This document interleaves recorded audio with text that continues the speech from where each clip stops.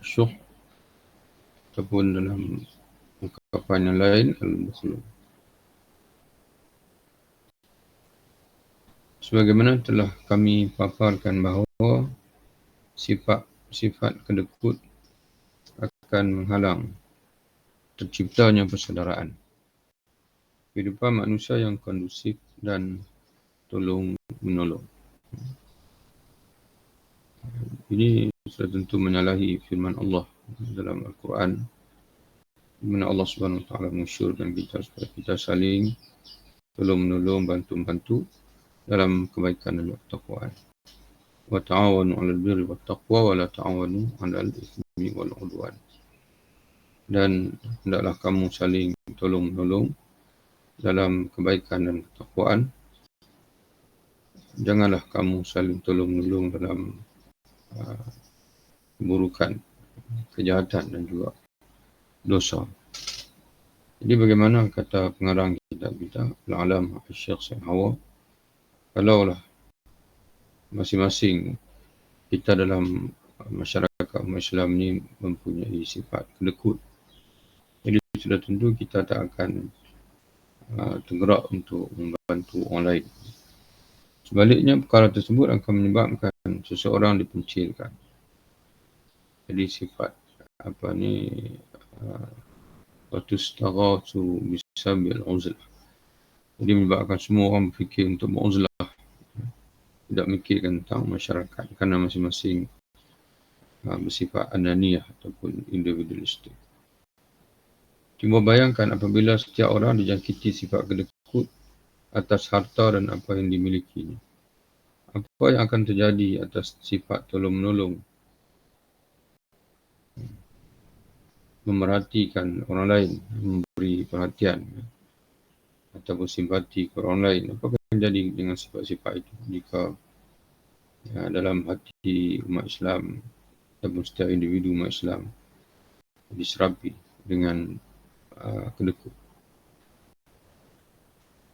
Pengorbanan, apa akan jadi bersifat pengorbanan, kasih sayang, cinta dan simpati. Bagaimana orang yang memerlukan pertolongan akan mendapat pertolongan daripada orang lain. Jadi sudah tentu tidak banyak pertolongan yang akan diulurkan kerana masing-masing kedekut, bakhil. Bagaimana orang yang mendapat kesusahan akan mendapat kemudahan daripada orang lain. Bagaimana orang yang memerlukan bantuan akan mendapat bantuan daripada orang lain jika masing-masing tebal dengan sifat kedekut. Bagaimana keharmonian yang terjadi antara saudara dengan saudara, jiran tetangga dengan tetangga, dan kaum kerabat dengan kerabat. Jadi sudah tentu tidak akan tercapai maksud ataupun apa yang diperintahkan oleh Nabi SAW. Di antaranya jiran, berbuat baik pada jiran yang kita akan dapat lihat hadis yang cukup banyak. Jadi bagaimana kita nak berbuat baik pada jiran jika dalam hati kita ini ada perasaan bakhil ataupun kedekut. Kemudian apabila hati manusia telah kehilangan kebaikan dari dalam hatinya dan malah dipenuhi dengan sifat kedekut, siapakah di kawasan tersebut yang memiliki kepekaan sosial dan suka memberikan bantuan kepada orang yang mendapat kesusahan? Jadi jika sekarang dalam masyarakat itu penuh tebal dengan sifat kedekut, siapa yang akan memiliki kepekaan sosial? Mana kesedaran sosial, orang yang peka dengan masalah masyarakat. Ini sudah tentu tidak akan ada kerana masing-masing telah diserang dengan sifat bakhil, kedekut. Hanya orang yang pemurah saja yang sentiasa peka dengan masalah yang berlaku dalam masyarakat. Apa yang akan terjadi apabila dalam satu kawasan setiap orang tidak memiliki kepekaan sosial dalam dirinya, tidak suka memberikan pertolongan kepada orang lain dan disibukkan dengan kepentingannya sendiri? Jadi masyarakat akan rosak. Dan kalau setiap orang hanya memikirkan dirinya, makan dirinya saja, orang lain tak makan, biarlah, yang penting aku kenyang. Sebab itu dalam hadis Nabi SAW pernah menyebutkan tidak beriman dengan Allah dan Rasul, seorang yang kenyang padahal jirannya lapar. La yu'minu ahadukum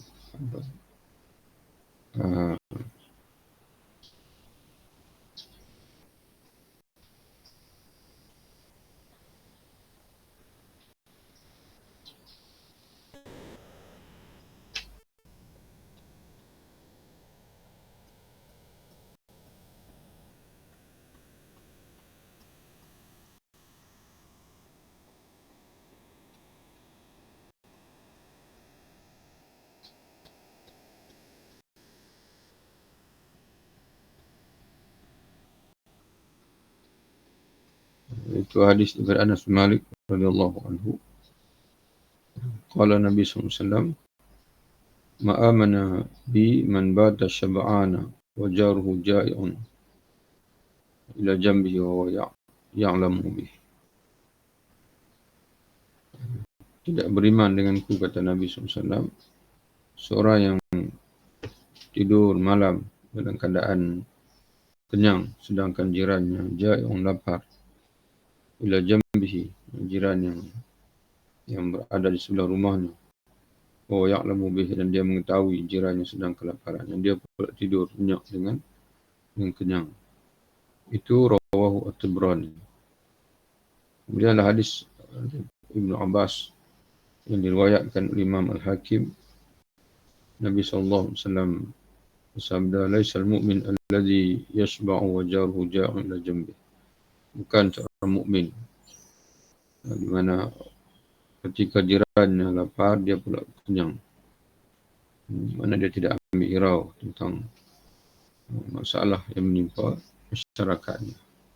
Dia tidak peka. Jadi puncanya adalah kedekut. Kerana tidak ada dalam diri sifat-sifat pemurah. Sahih Az-Zahabi fi Talkhis. Jadi hadis ini juga terdapat dalam Al-Adabul Mufrad Imam Al-Bukhari, kata ulama hadis yang sahih. Disahihkan oleh Imam Az-Zahabi. Lalu apabila sifat kedekut telah menjangkiti seluruh umat, siapakah yang akan terjun ke medan perang menghadapi musuh? Siapakah yang rela bermangsa, rela untuk menjadi mangsa untuk kepentingan umat? Apabila sudah seperti itu, siapakah yang akan membangun negara yang makmur dan sejahtera? Kalau tadi masyarakat ini umat pula. Jika umat ataupun majoriti umat diserang dengan sifat bakhil, maka siapa yang ingin terjun untuk jihad? Kerana jihad ini memerlukan seorang yang sangat pemurah, iaitu dia mampu untuk memberi nyawa di sini. Oleh sebab itu kita kagum dengan saudara kita di Gaza, di mana mereka ini dalam keadaan serba susah. Panjang zaman puluhan tahun mereka hidup dalam kesusahan, tapi mereka mampu bertahan. Tidak ada di kalangan mereka yang lari dari perjuangan, tidak ada yang berpaling. Itu menggambarkan bahasanya hati mereka itu hati yang penuh dengan jiwa pengorbanan dan jiwa yang pemurah. Bukan saya sanggup memberi harta, bahkan sanggup menggadaikan nyawa sendiri untuk membela Islam dan juga tanah air umat Islam. Jadi mudah-mudahan yang mati, yang gugur di kalangan mereka dikurniakan syahid oleh Allah, dan kita menumpang keberkatan daripada mereka, insyaAllah. Siapakah yang akan menolong orang yang lemah? Siapakah yang akan membina anak-anak kecil? Siapakah yang mengasihi orang-orang tua? Bila perkara ini terjadi, maka perempuan akan takut menjadi ibu rumah tangga dan lelaki akan takut menjadi ketua rumah tangga. Bayangkan bagaimana kehidupan masyarakat apabila dijangkiti dengan sifat kedekut. Cuba bayangkanlah, dalam sama ada peringkat individu, peringkat keluarga, dan peringkat umat. Apa yang berlaku dalam keluarga jika suami kedekut, isteri pula kedekut, kira anak-anak pun kedekut juga. Sebab itu kita perhatikan ramai anak-anak pada ini yang tidak sanggup berkorban untuk mak ayah. Dan ada di kalangan mereka itu yang bergaji besar dan sebagainya, tapi tidak pernah ambil tahu, tidak pernah ambil peduli nasib mak ayah di kampung. Apatah lagi nak dia untuk dia ambil peduli masyarakat dan sebagainya. Kalau keluarga sendiri pun dia tidak ambil peduli. Akan tapi apabila setiap orang mampu mengalahkan sifat ini, maka akan terjadi kehidupan masyarakat yang kondusif. Akan banyak kebaikan yang mereka rasakan. Demikianlah Al-Quran dan hadis sangat menganjurkan. Jadi sebaliknya pula jika masyarakat penuh dengan orang yang pemurah. Sebagaimana kita lihat pada inilah, dan Ana selalu sebut perkara ini supaya kita ini lebih kita kekalkan sifat baik ini. Orang Melayu khususnya di Malaysia ini, orang Islam selalu dipuji oleh dunia Islam yang lain.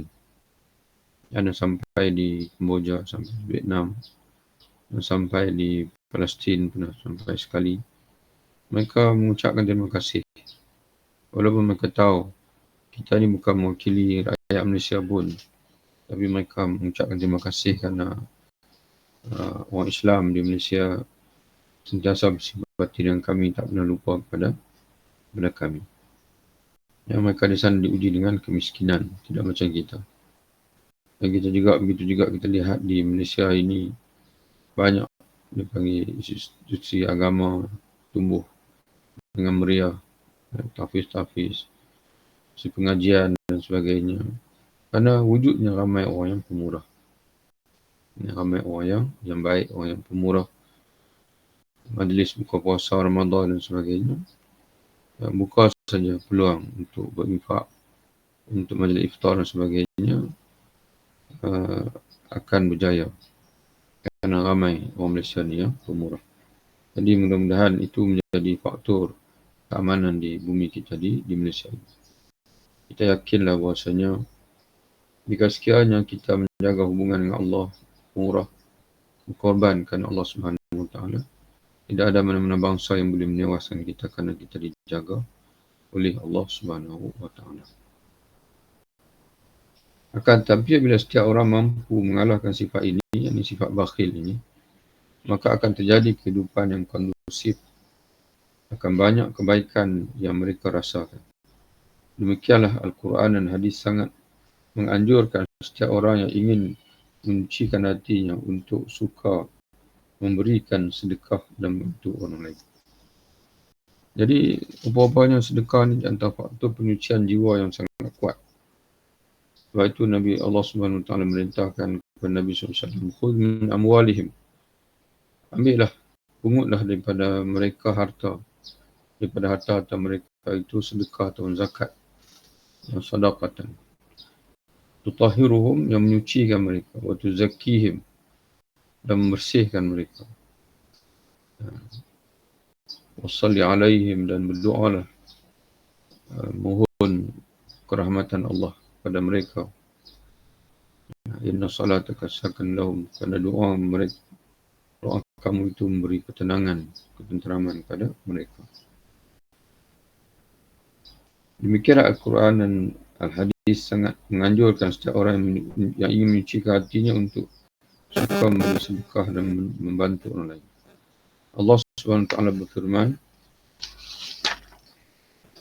yang menafkahkan hartanya di jalan Allah untuk membersihkannya. Perhatikan surah Al-Lail, di mana Allah SWT menyebutkan wasayjannabu al-atqa. Setelah Allah Ta'ala menyebutkan neraka, di mana neraka ni akan dimasuki oleh al-ashqa, orang yang bakal binasa, iaitu orang yang bakal binasa yang dimasuk neraka. Al-ashqa, al-syaqi, iaitu ahli neraka.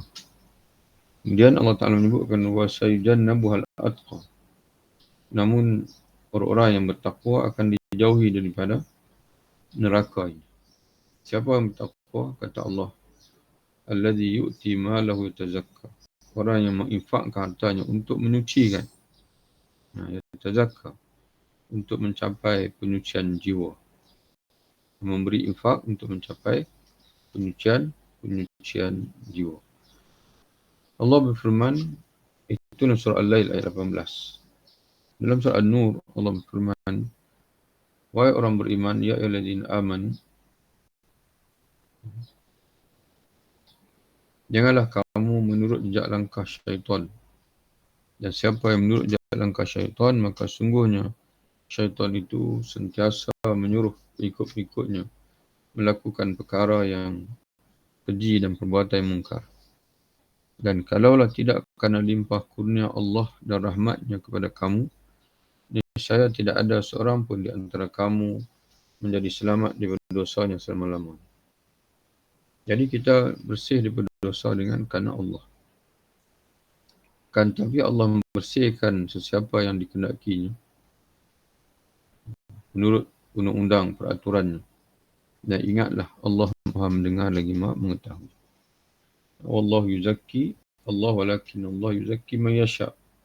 Akan tapi Allah lah yang membersihkan, menyucikan orang yang dia kehendaki.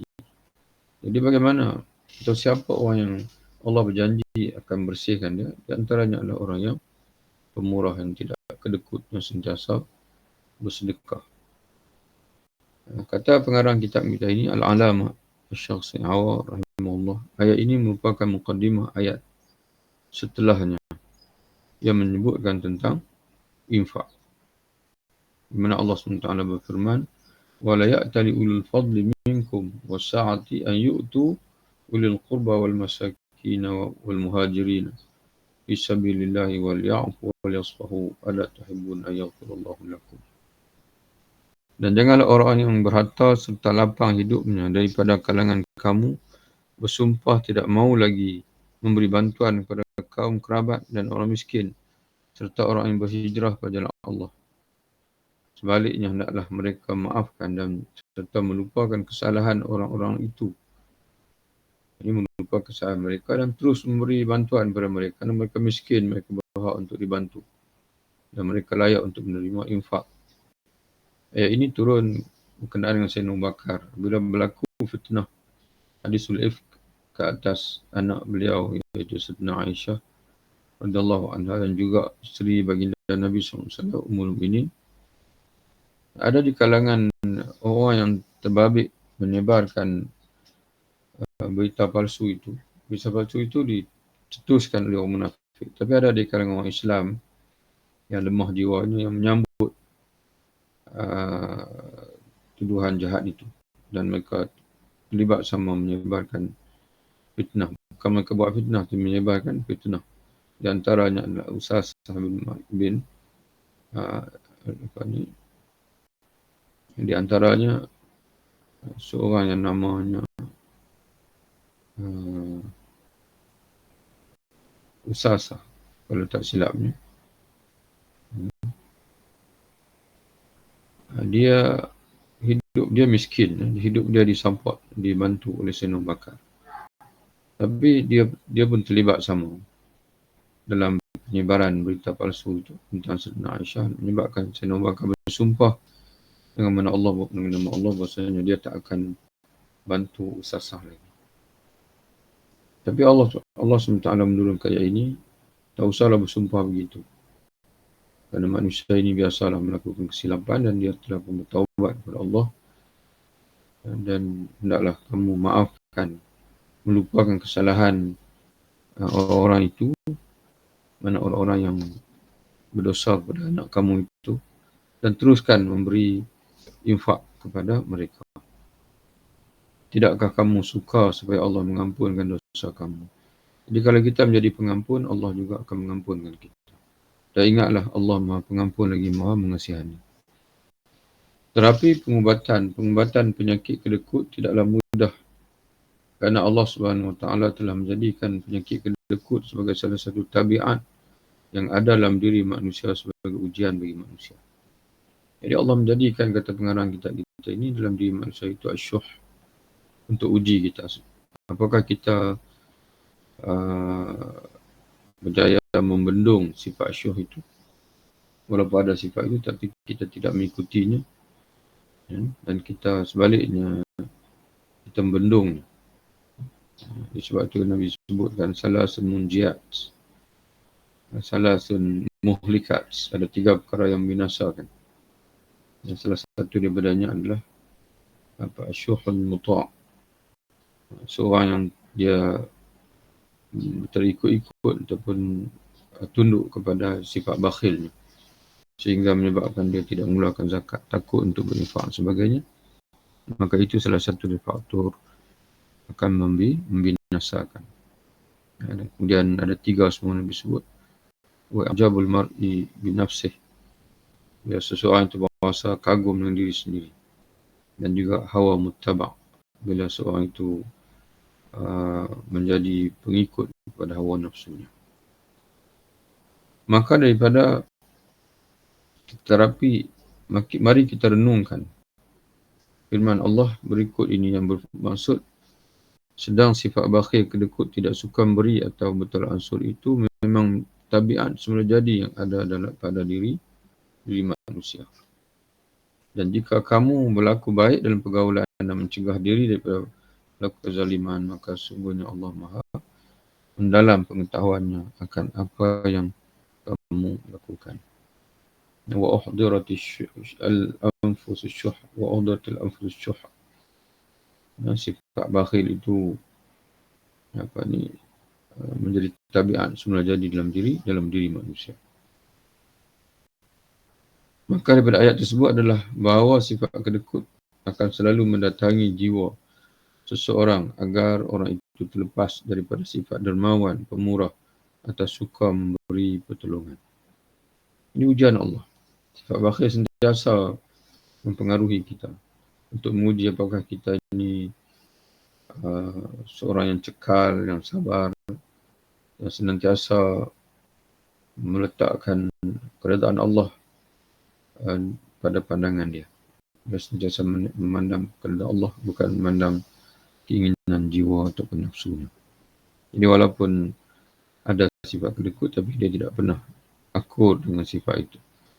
Apabila seseorang akan melakukan sedekah walaupun kecil, maka penyakit kedekut akan menghalang. Setiap kali nak bersedekah, maka penyakit nafsu tak makan, nafsu kedekut dalam hati kita, tak payah sedekah lah.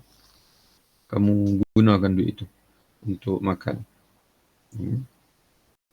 Sebab itu kita perhatikan ada para ulama ramai yang menyebutkan bahasan perhatian kalau bulan Ramadan ni, makanan yang masuk dalam tong sampah lebih banyak daripada makanan yang kita sedekahkan.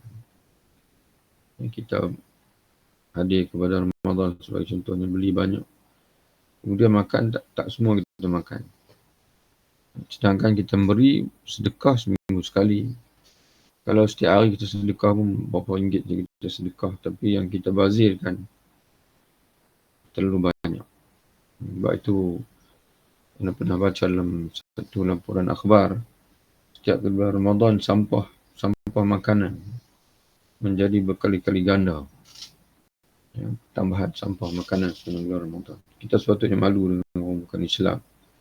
Kita mendakwa kita umat yang terbaik. Tapi orang lain sudah lama fikir, tidak mau membazirkan air, tidak membazirkan elektrik. Sudah fikir tidak mau membazirkan makanan. Berfikir untuk mensederhanakan hidup. Tapi kita orang Islam yang membazirkan air, tidak menjaga kebersihan, membazirkan makanan, membazirkan masa, membazirkan elektrik. Dan sebab itu dulu satu ketika dahulu, bila kerajaan Negeri Selangor zaman YB Azmin dulu menjadi menteri besar dulu, bila kerajaan Negeri Selangor memberi air percuma kepada rakyat, apa yang berlaku? Pembaziran air. Kerana air tak perlu bayar, percuma. Maka berlaku pembaziran air, tidak menghargai air. Itulah yang berlaku dalam jiwa umat Islam sudah. Seolah macam ada suatu sistem pembelajaran yang tidak kena. Kita mengutamakan pengajian fiqh, undang-undang, ABC, dan kita tidak mengutamakan pengajian yang bentuk tazkiyatun nafs, kejiwaan, kesedaran diri. Kesedaran dalam diri itu kurang. umat Islam, dia mengikut undang-undang. Yang undang-undang ini kaku. Undang-undang sifatnya kaku. Dia tidak ada, dipanggil, tidak melahirkan orang yang punya hati budi, yang berfikir sendiri, yang berdikari dalam kehidupan, yang sentiasa berfikir apa yang sepatutnya dia, di mana yang tidak kreatif. Itu fiqh. Fiqh ini melahirkan orang yang tidak ada jiwa kreatif. Tasawuf itu melahirkan orang yang punya jiwa yang kreatif. Dia sentiasa takut kepada Allah. Dia sentiasa memperhatikan. Kalau dia makan lebih macam mana? Kalau dia bazir macam mana? Allah tidak suka, Allah membenci. Dia mensia-siakan nikmat Allah Subhanahu wa ta'ala. Itu pentingnya perasaan al-khawf dalam jiwa. Menyebabkan kita berdikari, dia panggil. Karena kita tahu setiap posisi kita itu dilihat oleh Allah, dihisab oleh Allah. Apa ni? Allah SWT menyebutkan dalam banyak ayat dah dalam Muslim. Bila seorang itu akan melakukan sedekah walaupun kecil, maka penyakit kedua akan menghalanginya. Apabila seseorang akan menolong orang lain, maka penyakit itu pun akan menghalang sehingga dia tidak jadi mengerjakan. Oleh sebab itu kita menemui ayat-ayat yang berbicara tentang infak atau sedekah di selangi manfaat yang didapat daripada perbuatan itu. Dan cukup banyak dalam Quran ayat tentang infak, tentang sedekah. Misalnya seperti ayat yang mendermakan hartanya dengan tujuan bersihkan dirinya dan harta bendanya. Kami akan menjauhi neraka daripada orang bertakwa. Siapa orang bertakwa? Alladhi yu'ti malahu yatazakka. Orang yang mendermakan, menginfakkan hartanya untuk mencapai penyucian diri. Ayat tadi menjelaskan bahawa dengan berinfak, jiwa seseorang akan menjadi bersih. Kadang-kadang juga diiringi dengan penjelasan. Mana ayat yang diiringi dengan penjelasan bahawa sedekah dan infak akan menjauhkan seseorang daripada sifat kedekut. Sebagaimana telah kami menjelaskan tentang makna ayat-ayat ini tadi. Kerana sifat kedekut seseorang lebih cenderung kepada harta daripada yang lain, seperti kedekut memberikan bantuan berupa tenaga, kedekut memberi ilmu dan sebagainya. Maka perbahasan ini akan lebih ditumpukan kepada perkara tersebut, itu kedekut atau harta. Jadi dia akan bawa sampai ini fokusnya kepada kedekut harta. Berikut ini intisari daripada perkataan Imam Al-Ghazali yang berusaha menjelaskan terapi pengubatan paling baik untuk menghilangkan sifat ini. Jadi cara persembahan pengarang kitab kita ini Al-Alam Asy-Syakhsi Hawa, dia akan intro seolah macam khulasah tentang ini, dan kemudian barulah dibawa kalam yang dinukilkan daripada Imam Al-Ghazali dalam bentuk intisari. InsyaAllah nanti kita sambung lagi. Wallahu a'lam bishawab. Assalamualaikum warahmatullahi wabarakatuh. Jumpa lagi insyaAllah. Selamat berpuasa.